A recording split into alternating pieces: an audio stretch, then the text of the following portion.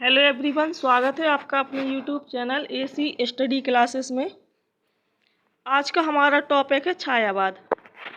छायावाद की कुछ प्रमुख क्वेश्चन आंसर हैं जो देख लेते हैं। आज का हमारा पहला सवाल है, छायावादी प्रवृत्ति की रचना सबसे पहले दिखाई पड़ी। तो इसमें पूछा गया है कि छायावादी प्रवृत्ति की रचना सबसे पहले किस कवि की कविता में दिखाई पड़ी है। तो हमारा ए ऑप्शन सही होगा, मुकुटधर पांडे की रचनाओं में। इसका मेन पॉइंट देख लेते हैं। छायावादी प्रवृत्ति की रचना में सबसे पहले मुकुटधर पांडे की रचनाएं दिखाई पड़ी। मुकुटधर पांडे को लिखित रूप में छायावाद शब्द का प्रथम प्रयोक्ता स्वीकार किया जाता है। किसको? मुकुटधर पांडे को। अगला क्वेश्चन है, कामायनी के संदर्भ में असत्य कथन को चिन्हित कीजिए। कामायनी के बारे में जो असत्य कथन दिया गया है उसको बताना है कि कौन सा है। तो इसमें हमारा सी ऑप्शन सही होगा। इस कृति में मानवीय संवेगों का उदात्तीकरण नहीं है, मतलब ये इसके बारे में असत्य कथन है। जबकि यह कृति अभेदमूलक अद्वैतवाद का संखनाद करती है। ए ऑप्शन सही है। बी ऑप्शन में पूछा है कि यह नारी सृष्टि के लिए संजीवनी है, ये भी सही है। और डी भी सही है, यह शाश्वत जीवन और मानुष कल्याण का काव्य, ये तीनों सही है। जबकि सी ऑप्शन क्या है? गलत है। अगला क्वेश्चन है, मैं भूल गया अस्तित्व ज्ञान, जीवन का यह शाश्वत प्रमाण, करता मुझको अमृत दान। उपर्युक्त पद में अस्तित्व ज्ञान भूल चुके को अमृत देने की बात की गई है। ऐसा संभव होने का आधार क्या है? तो इसमें हमारा ए ऑप्शन है, भूलने वाला सरलता से नया ज्ञान ग्रहण कर लेता है। बी है, भूलने वाला अपने क्षणभंगुर अस्तित्व को भुलाकर शाश्वत के प्रति चेतन होने की स्थिति में आ चुका है। सी है, अस्तित्व ज्ञान भुलाकर अस्तित्वहीनता की दशा में पहुंचा हुआ व्यक्ति शाश्वत को ग्रहण कर सकता है। या फिर अस्तित्व ज्ञान भूलने की बात अलग है और अमृत दान ग्रहण करने की बात अलग है। इसमें हमारा सी ऑप्शन सही होगा। अस्तित्व ज्ञान भुलाकर अस्तित्वहीनता की दशा में पहुंचा हुआ व्यक्ति शाश्वत को भी क्या कर सकता है? ग्रहण कर सकता है। ये सही है। अगला क्वेश्चन है, आधुनिक काल के तीसरे उत्थान की प्रमुख साहित्यिक प्रवृत्ति क्या है? तीसरे उत्थान की प्रमुख साहित्यिक प्रवृत्ति पूछी है तो या तो प्रगतिवाद है, प्रयोगवाद, हालावाद या छायावाद। आधुनिक काल के तीसरे उत्थान की प्रमुख साहित्यिक प्रवृत्ति मतलब विशेषता क्या है? तो हमारा डी ऑप्शन सही होगा, छायावाद। इसका मेन पॉइंट देख लेते हैं। आधुनिक काल के तीसरे उत्थान की प्रमुख साहित्यिक प्रवृत्ति छायावाद है। रामचंद्र शुक्ल ने, किस कवि ने? रामचंद्र शुक्ल ने, आचार्य रामचंद्र शुक्ल ने छायावाद को क्या कहा? नई धारा तृतीय उत्थान के अंतर्गत रखा है इसमें इन्होंने, तथा इसकी समयावधि 1918 से 1936 तक मानी। छायावाद का समय रामचंद्र शुक्ल ने कितना माना? 1918 से 1936 ईस्वी तक। अगला क्वेश्चन है, कामायनी किसकी पुत्री थी? इसमें यह पूछा है कि कामायनी किसकी पुत्री थी? श्रद्धा की, बी है मनु की, काम की या फिर इड़ा की। तो कामायनी काम की पुत्री थी। बहुत ही इंपॉर्टेंट क्वेश्चन है, काफ़ी बार एग्जाम में पूछा गया है कि कामायनी किसकी पुत्री थी? तो काम की पुत्री थी। इसका मेन पॉइंट देख लेते हैं, काफ़ी इंपॉर्टेंट है। कामायनी काम की पुत्री थी। कामायनी महाकाव्य की लेखक छायावादी कवि जयशंकर प्रसाद है। कौन है इसके लेखक? जयशंकर प्रसाद। और कामायनी के कुल 15 सर्ग है। ये सर्गों की संख्या भी काफ़ी बार पूछी जा चुकी है कि कामायनी के सर्गों की संख्या कितनी है? तो 15 है। और इसका रस भी पूछा जाता है। इसका रस, इसमें कौन सा रस है? अंगी रस। इसका क्या है? शांत रस। इसका दर्शन समरसतावाद और आनंदवाद पर आधारित है। आचार्य शांति प्रसाद द्विवेदी ने कामायनी को क्या कहा? छायावाद का उपनिषद कहा है। किस कवि ने? शांति प्रिय द्विवेदी ने कामायनी को छायावाद का उपनिषद कहा।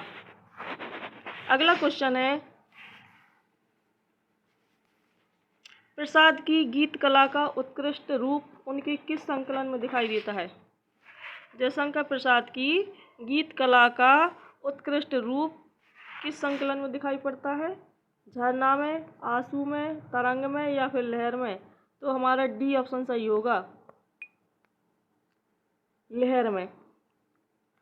प्रसाद की गीत कला का उत्कृष्ट रूप उनकी लहर काव्य में दिखाई पड़ता है। प्रसाद द्वारा रचित अन्य काव्य कृतियां हैं उर्वशी, यह एक चंपू काव्य है, वनमिलन, प्रेमराज्य, अयोध्या का उद्धार, कानन कुसुम, प्रेम पथिक।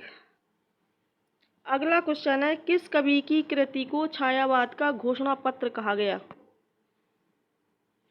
किस कवि की रचनाओं को छायावाद का घोषणा पत्र कहा जाता है? तो इसका सही आंसर क्या होगा? सुमित्रानंदन पंत, जयशंकर प्रसाद, महादेवी वर्मा या फिर रामकुमार वर्मा? तो इसका सही आंसर होगा सुमित्रानंदन पंत। किस कवि की कृति को? ऐसे कौन से कवि हैं जिनकी रचना को क्या गया? छायावाद का घोषणा पत्र कहा जाता है? तो सुमित्रानंदन पंत।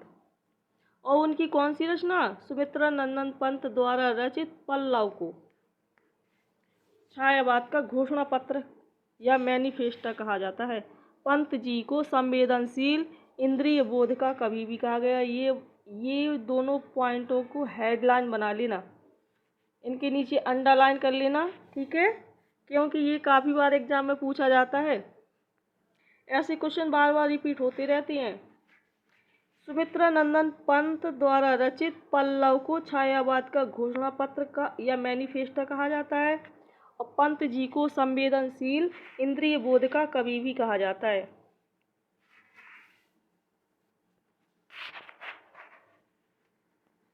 अगला क्वेश्चन है, कामायनी को छायावाद का उपनिषद किसने कहा?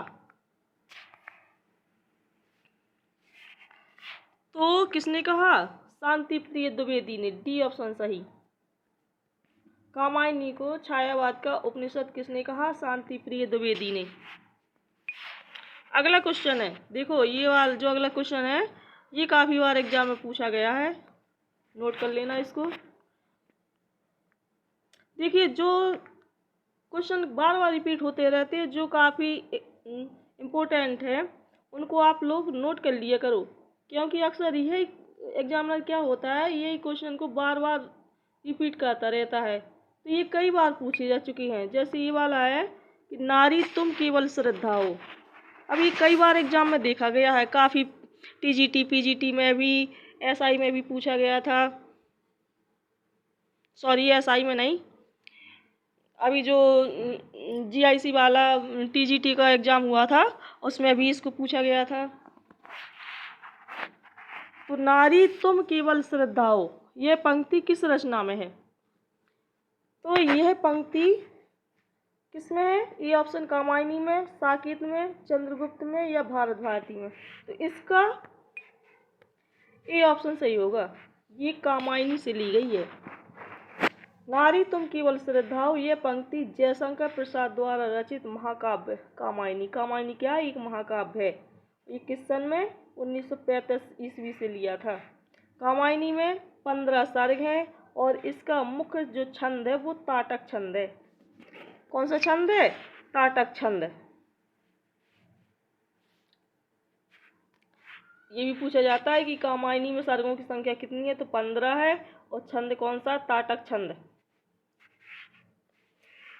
और इस महाकाव्य का जो अंगिरस वो शांत है।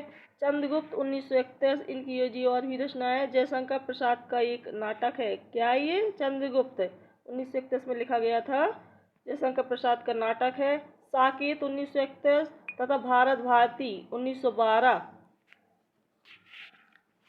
ये मैथिली शरण गुप्त द्वारा रचित क्या है? ये काव्य ग्रंथ है। अगला क्वेश्चन है, किसी छायावादी कवि को प्रकृति का सुकुमार कवि कहा जाता है? किस कवि को छायावाद का छायावाद मतलब प्रकृति का सुकुमार कवि कहा जाता है, तो वो है सुमित्रानंदन पंत। ए ऑप्शन सही होगा। सुमित्रानंदन पंत को छायावाद का सुकुमार कवि कहा जाता है। मतलब ये क्या थे? छायावादी कवि थे। छायावादी कवि इनमें से जयशंकर प्रसाद है, महादेवी वर्मा है, ठीक है, और ये सुमित्रानंदन पंत है। तो इन छायावादी कवि सुमित्रानंदन पंत को क्या कहा जाता है? प्रकृति का सुकुमार कवि। छायावादी कवि सुमित्रानंदन पंत को प्रकृति का सुकुमार कवि कहा जाता है। सुमित्रानंदन पंत की प्रथम जो छायावादी रचना थी वो क्या है? उच्छ्वास है, तथा अंतिम रचना गुंजन। पहली थी उच्छ्वास और अंतिम क्या थी? गुंजन। पंत जी ने लोकायतन नामक महाकाव्य गांधी जी के जीवन पर लिखा। पंत जी की महत्वपूर्ण कविताओं का संकलन चिदंबरा शीर्षक से प्रकाशित है, जिस पर इन्हें क्या मिला था? भारतीय ज्ञानपीठ पुरस्कार प्राप्त हुआ था। ये काफी बार पूछा गया एग्जाम में कि सुमित्रानंदन पंत की किस रचना के लिए उन्हें भारतीय ज्ञानपीठ पुरस्कार प्राप्त हुआ।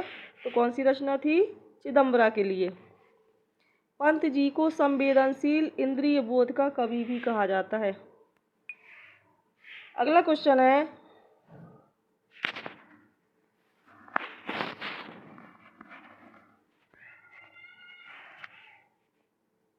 धिक जीवन जो पाता ही आया है विरोध।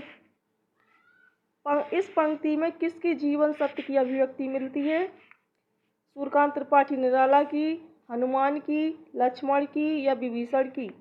तो इसका ए ऑप्शन सही होगा। सूर्यकांत त्रिपाठी निराला। इस पंक्ति से सूर्यकांत त्रिपाठी निराला की जीवन सत्य की अभिव्यक्ति मिलती है। निराला द्वारा रचित राम की शक्ति पूजा में राम की हताशा, निराशा में कवि के अपने जीवन की निराशा की अभिव्यक्ति हुई है। उन्हें जीवन भर लोगों के जिस विरोध को झेलना पड़ा उसकी गूंज उक्त पंक्तियों में दिखाई पड़ती है। अगला क्वेश्चन है, छायावाद की प्रमुख प्रवृत्तियां कौन सी हैं? अलंकारिक है, साहित्यिक है, शैलीगत है या फिर प्रायोगिक? कौन सी विशेषता है छायावाद की? तो सी ऑप्शन सही होगा, शैलीगत।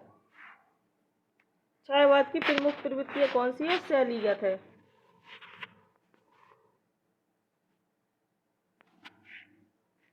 शैलीगत, विचारगत और विषयगत, यही तीन प्रवृत्तियां छायावादी प्रमुख प्रवृत्तियां हैं, ये तीनों। अगला क्वेश्चन है, छायावाद पर विचार करते हुए हिंदी के कई प्रतिष्ठित आलोचक निर्देश देते हैं कि हिंदी में छायावाद बांग्ला साहित्य के अनुकरण पर आया। इस संदर्भ में कौन सा विकल्प सही है? ए ऑप्शन है, बांग्ला की अन्य विधाओं की तरह उसकी छायावादी कविता का भी अनुकरण छायावादी कवियों ने किया। बी है, बांग्ला का छायावादी साहित्य इतना उत्कृष्ट था कि उसका अनुकरण किए बगैर हिंदी के कवि रह नहीं सके। सी है, हिंदी के साहित्यकार हर किसी उत्कृष्ट साहित्य से उत्तम कोटि की रचनाओं को ग्रहण करते ही रहते हैं। डी है, बांग्ला साहित्य में छायावाद युग में का कोई युग हुआ ही नहीं। अपनी आधारहीन कल्पना पर ही हिंदी आलोचक ऐसा मत प्रचारित करते रहे। तो इसका हमारा यही डी ऑप्शन सही होगा। कौन सा? D option. अगला क्वेश्चन है, हरिऔध के प्रिय प्रवास महाकाव्य में सर्गों की संख्या कितनी है? ये क्वेश्चन काफी बार पूछा गया है। देखो, जीआईसी में पूछा गया था, पीजीटी 2015 में, कि हरिऔध द्वारा रचित प्रिय प्रवास ये क्या है? एक महाकाव्य भी है। दो क्वेश्चन बनते हैं इसमें कि प्रिय प्रवास क्या है? महाकाव्य है, और इसमें सर्गों की संख्या कितनी है? तो 17 सर्ग हैं। ये ऑप्शन सही होगा। इसमें सर्गों की संख्या कितनी है? 17। देखो, कुछ कवियों की इसमें की द्वारा जो महाकाव्य है उनके सर्गों की संख्या नोट कर लेना, काफी इम्पोर्टेंट है, ये कई बार एग्जाम में आ चुकी है। जैसे हरिऔध का महाकाव्य प्रिय प्रवास, अभी बताया हमने। इसमें सर्गों की संख्या कितनी है? 17 है। मैथिली शरण गुप्त का महाकाव्य साकेत, इसमें 12 है। साकेत में सर्गों की संख्या 12 है। और जयशंकर प्रसाद का महाकाव्य कामायनी है, इसमें सर्गों की संख्या कितनी है? 15। ठीक है। अगला क्वेश्चन है, निराला के अनुसार हिंदी में मुक्तक काव्य किस छंद की बुनियादी पर सफल हो सकता है? इसके अनुसार सूर्यकांत त्रिपाठी निराला के अनुसार हिंदी में मुक्त काव्य किस छंद की बुनियादी पर सफल हो सकता है? दोरोला, दोहा, चौपाई या कवित्त? तो इसका डी ऑप्शन सही होगा, कवित्त। अगला क्वेश्चन है,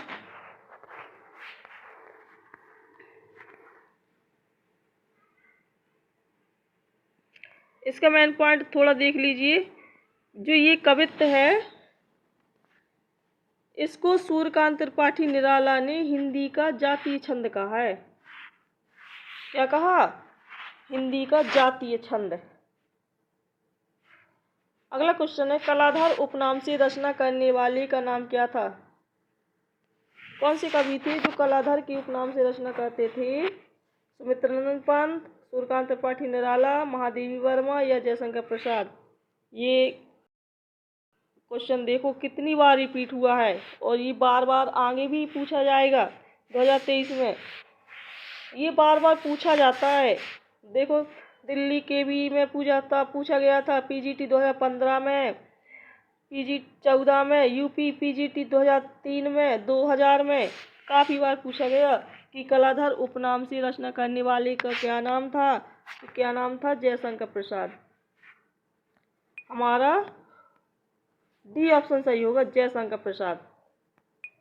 जो जयशंकर प्रसाद थे ये कलाधर के उपनाम से रचना करते थे। इसका मेन पॉइंट देख लेते हैं, इम्पोर्टेंट है। कलाधर उपनाम से रचना करने वाले का नाम क्या था? जयशंकर प्रसाद। इनका बाल नाम, बचपन का नाम क्या था? झारखंडी था। इनके द्वारा रचित काव्य हैं उर्वशी, वनमिलन, अयोध्या का उद्धार, झरना, आंसू, लहर, कामायनी। जबकि दिए गए विकल्पों की कविताओं में जयशंकर प्रसाद, सुमित्रानंद पंत, सूर्यकांत त्रिपाठी निराला तथा महादेवी वर्मा ये छायावाद की कवि चतुष्टय के अंतर्गत आते हैं। इन्हें कवि, इन चारों कवियों को क्या कहा जाता है? कवि चतुष्टय। कौन कौन? जयशंकर प्रसाद, सुमित्रानंद पंत, सूर्यकांत त्रिपाठी निराला और महादेवी वर्मा। अगला क्वेश्चन है, दुख ही जीवन की कथा रही, क्या कहूँ आज जो नहीं कही, ये काव्य पंक्तियां किस कृति की हैं? तो सरोज स्मृति, बी ऑप्शन सही होगा। दुख ही जीवन की कथा रही, क्या कहूँ आज जो नहीं कही, ये काव्य पंक्तियां किसकी हैं? सरोज स्मृति की। मेन पॉइंट देख लेते हैं। उपर्युक्त काव्य पंक्ति छायावादी कवि सूर्यकांत त्रिपाठी निराला द्वारा रचित किसकी? सरोज स्मृति की हैं। सरोज जो कवि निराला की पुत्री थी। कौन थी? जो सरोज थी ये सूर्यकांत त्रिपाठी निराला की पुत्री थी। निराला द्वारा रचित सरोज स्मृति को हिंदी का सर्वश्रेष्ठ तथा प्रथम शोक गीत माना जाता है। इनके द्वारा रचित अन्य काव्य कृतियां हैं सूर्यकांत त्रिपाठी निराला की अनामिका, परमल, गीतिका, तुलसीदास, कुकुरमुत्ता, अणिमा, बेला, नैपत्ति, अर्चना, आराधना, गीतगुंज, सांद काकली।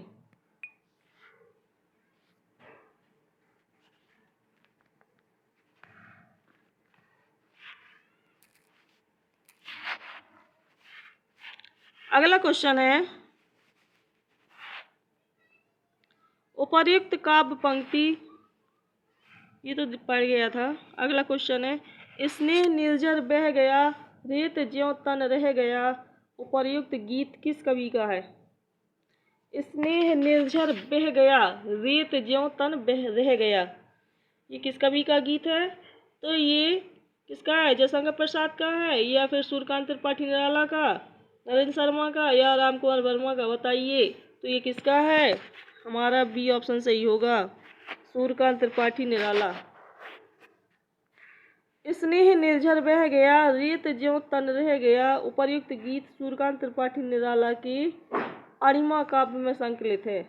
अनामिका, परमल, गीत का, कुकुरमुत्ता, बेला, अर्चना, आराधना, गीत गुंज, सांदकाकली, अपरा, बादल आदि इनके प्रसिद्ध क्या है काव्य संग्रह हैं। अगला क्वेश्चन है, निम्नलिखित में से एक कथन गलत है।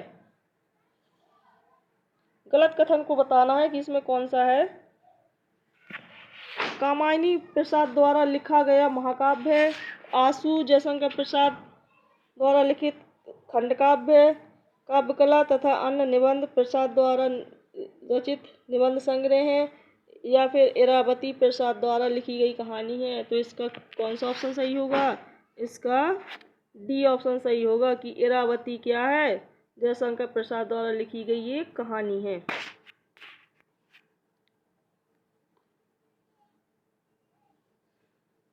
ये गलत है। इरावती जयशंकर प्रसाद की कहानी नहीं बल्कि क्या है, एक उपन्यास है। इसके अन्य उपन्यास हैं जैसे कंकाल, तितली प्रसाद का महाकाव्य तथा आशु प्रसाद द्वारा रचित क्या है काव्यकला, अन्य निबंध प्रसाद द्वारा रचित निबंध है। अगला क्वेश्चन है,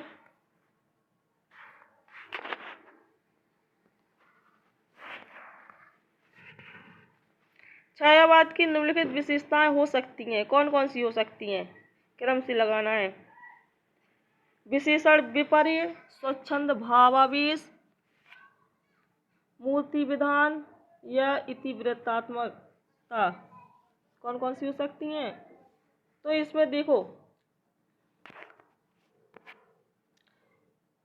विशेषण विशेष, स्वच्छंद भावावेश और मूर्ति विधान, ये तीन हो सकती हैं। हमारा इस ए ऑप्शन सही होगा, पहली, दूसरी, तीसरी। और जो इतिवृत्तात्मकता है ये इसकी विशेषता नहीं है। ठीक है, ये किसकी है? ये द्विवेदी युग की विशेषता है ये इतिवृत्तात्मकता। जबकि विशेषण विशेष, स्वच्छंद भावावेश और मूर्ति विधान ये तीनों किसकी है? छायावाद की है। और ये है जो इतिवृत्तात्मकता है ये द्विवेदी युग की विशेषता है। अगला क्वेश्चन है, सुमित्रा नंदन पंत की प्रसिद्ध कविता परिवर्तन उनके किस काव्य संकलन में सर्वप्रथम प्रकाशित हुई थी? गुंजन, ग्राम्या, पल्लव या फिर युगांत। तो ये पल्लव में सबसे पहले प्रकाशित हुई थी। जो परिवर्तन कविता है सुमित्रा नंदन पंत की, किस काव्य संकलन में? तो पल्लव में। 1 पॉइंट देख लेते हैं। सुमित्रा नंदन पंत की प्रसिद्ध कविता परिवर्तन उनकी काव्य संकलन पल्लव में सर्वप्रथम प्रकाशित हुई थी।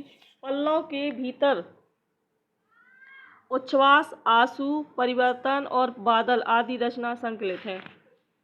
अगला क्वेश्चन है, निराला की कविता राम की शक्ति पूजा पर किस रचना का सबसे अधिक प्रभाव है? निराला जो सूर्यकांत त्रिपाठी निराला की कविता थी राम की शक्ति पूजा, इस पर सबसे ज़्यादा किस रचना का प्रभाव पड़ा? वाल्मीकि रामायण का या कृतिवास रामायण का, रामचरितमानस का या विष्णु पुराण का? तो इस पर सबसे पहले बी ऑप्शन सही होगा, कृतिवास रामायण का सबसे ज़्यादा प्रभाव पड़ा। राम की शक्ति पूजा निराला द्वारा रचित अनामिका काव्य संग्रह में संकलित है। अगला क्वेश्चन है, अंग्रेजी में जिसे रोमांटिसिज्म कहते हैं हिंदी में उसे क्या कहते हैं? काफी इम्पोर्टेंट क्वेश्चन है ये कि अंग्रेजी में जिसे रोमांटिसिज्म कहते हैं हिंदी में उसे क्या कहते हैं? हिंदी में उसे छायावाद कहते हैं। सी ऑप्शन सही। अंग्रेजी में जिसे रोमांटिसिज्म कहते हैं हिंदी में उसे छायावाद कहते हैं। आधुनिक हिंदी साहित्य में 1918 ईस्वी से 1936 तक के कालखंड को छायावाद के नाम से जाना जाता है। इसको छायावाद की संज्ञा किसने दी थी? मुकुटधर पांडे ने। जयशंकर प्रसाद, सुमित्रा नंदन पंत, सूर्यकांत त्रिपाठी निराला एवं महादेवी वर्मा को छायावाद का 4 स्तंभ या कवि चतुष्टय कहा जाता है। अभी बताया था हमने पिछले क्वेश्चन में। अगला क्वेश्चन है, सूची 1 को सूची 2 से सुमेलित कीजिए तथा नीचे दिए गए कूट की सहायता से सही उत्तर चुनना है। तो देखो, रचनाओं को कवियों के साथ मिलाना है कि वीर पंचरत्न किसकी रचना है? उलाहन पंचक, मातृवंदना और कानन कुसुम, ये सभी रचनाएं किसकी हैं? तो इसका हमारा सी ऑप्शन सही होगा, सी।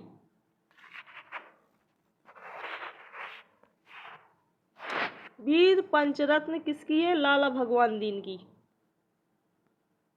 उलाहना पंचक किसकी है? अमीर अली मीर की।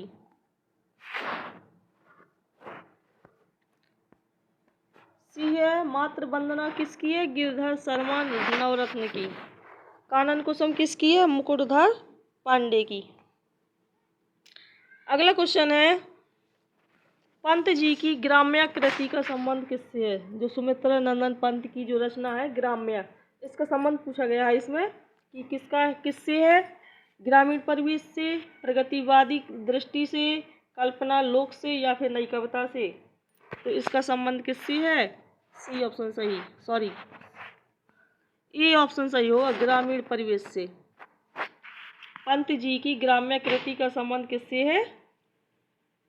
ग्रामीण परिवेश से।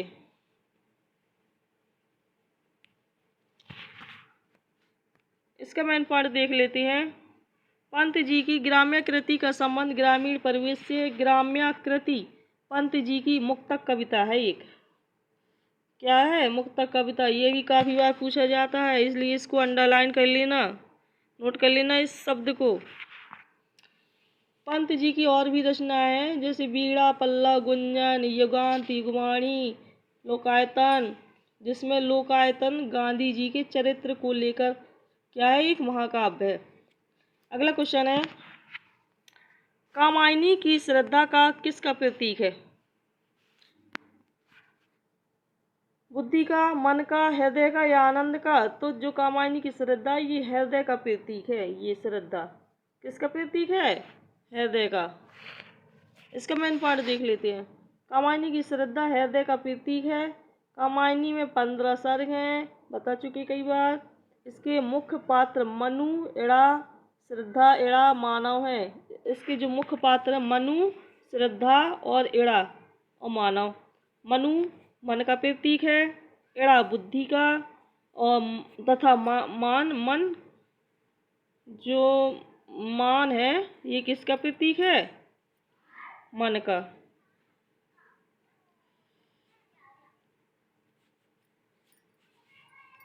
कामायनी का दर्शन समरसतावाद या आनंद इसका प्रमुख छंद ताटक छंद है। इसका अंगिरस शांतरस है। आचार्य शांति प्रसाद द्विवेदी ने कामायनी को क्या कहा? छायावाद का उपनिषद कहा। अगला क्वेश्चन है, साहित्यिक क्षेत्र में सबसे अधिक विरोध किसका हुआ? किसका हुआ? सूर्यकांत त्रिपाठी निराला का। साहित्यिक क्षेत्र में सर्वाधिक विरोध सूर्यकांत त्रिपाठी निराला का हुआ।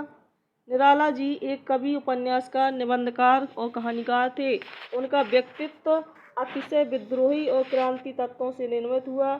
उसके कारण वे एक ओर जहाँ क्रांतिकारी परिवर्तनों के सृष्टा हुए, वहीं दूसरी परंपराभ्यासी काव्य प्रेमियों द्वारा अरसे तक सबसे गलत समझे गए। विविध प्रयोगों, छंद, भाषा शैली, भाव संबंधी नव्यता दृष्टि से क्या है? ये अधूरे हैं। अगला क्वेश्चन है, अरविंद दर्शन से बहुत ही प्रभावित थे कौन? कौन से कवि थे अरविंद दर्शन से प्रभावित?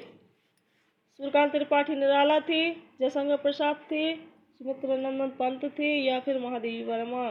तो ऐसे कौन से कवि थे जो अरविंद दर्शन से बहुत ही प्रभावित थे? तो वो कौन थे? सी ऑप्शन सही होगा इसमें हमारा, सी सुमित्रा नंदन पंत।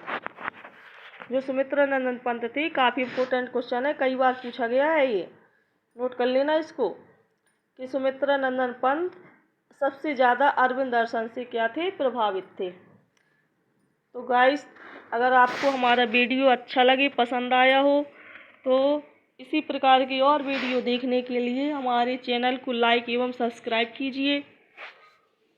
धन्यवाद।